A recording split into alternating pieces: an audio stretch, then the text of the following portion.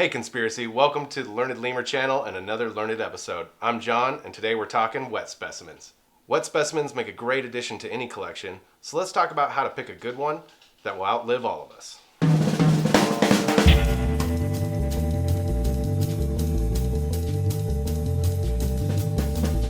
Wet specimens can be tricky to pick and even trickier to make. With the popularity of oddities collecting on the rise, so too are people making and selling wet specimens. And not all of them are doing it correctly. Whether it's inexperience or purposely making a subpar specimen for a quick profit, there are a couple of signs to look for that will assure you're not buying yourself a jarred stink bum.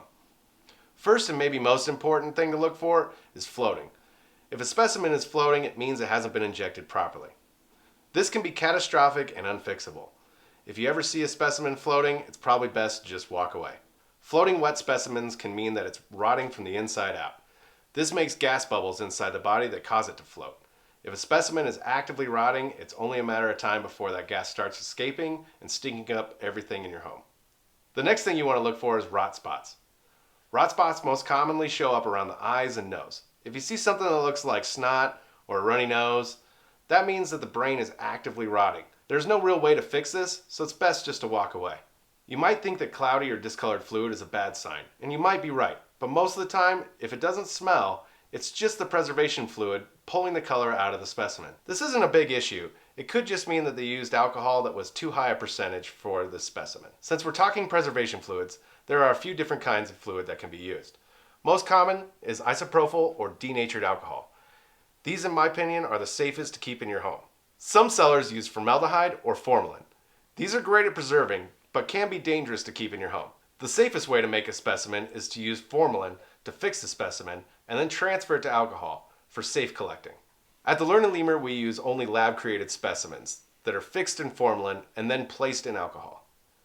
This is a great thing to ask a seller because almost all wet specimen jars leak just a little bit. So knowing the fluid you will need to top it off with occasionally is very important. Now that you have a great specimen picked out, caring for it is really important. We recommend keeping them away from direct sunlight and drastic temperature changes.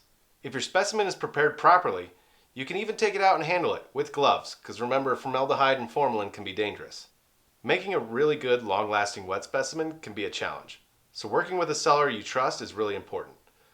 A well-made wet specimen kept in the right conditions will last a lifetime. Thanks for watching, and please feel free to ask any questions we didn't cover in the comments below. And don't forget to like and subscribe. I'm John from the Learned Lemur. Keep it weird, Conspiracy.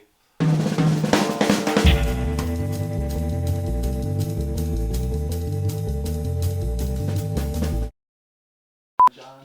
Hey guys. I added that sentence later, so I didn't type it as a complete sentence. So, yeah.